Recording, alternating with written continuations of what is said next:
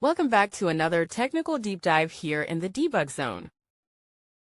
Today we're tackling a big question and breaking it down with us from other users. Hopefully this clears up some misconceptions and helps you get the answer you need.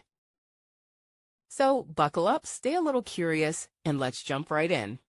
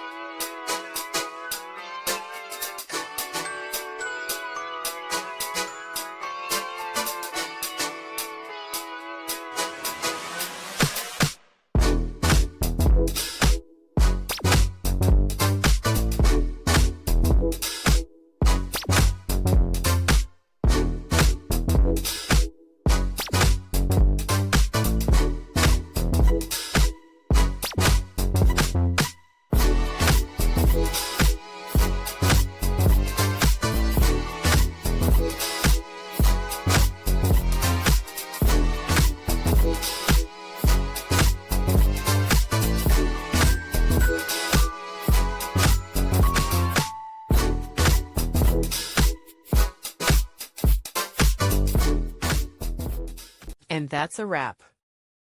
I hope you found the answer you were looking for.